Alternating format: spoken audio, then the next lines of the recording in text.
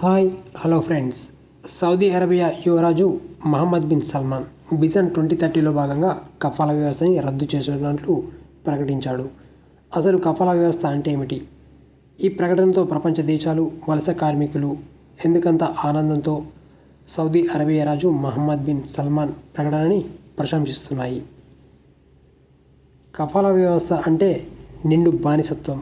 ఒప్పంద కార్మికునిపై పూర్తి హక్కులు యజమానివే.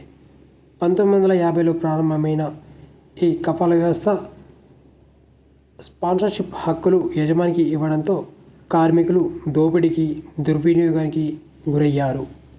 13 మిలియన్లకు పైగా ఉన్న గల్ఫ్ కార్మికుల్లో అత్యధికంగా ఇండియా, నేపాల్, ఫిలిప్పైన్స్ నుంచే ఎక్కువగా ఉన్నారు.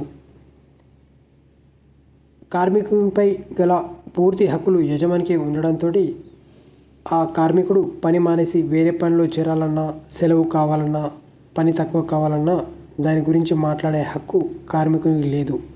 నిర్ణయించేది పూర్తిగా యజమానే. కుటుంబ సభ్యుల చివరి చూపు కూడా నోచుకొని దుర్భర పరిస్థితి.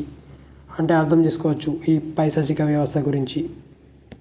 అంతర్జాతీయ ఒత్తిడి, స్వదేశీ అభివృద్ధి కారణాలతో యువరాజు కఫాలా వ్యవస్థ రద్దుని ప్రకటించాడు.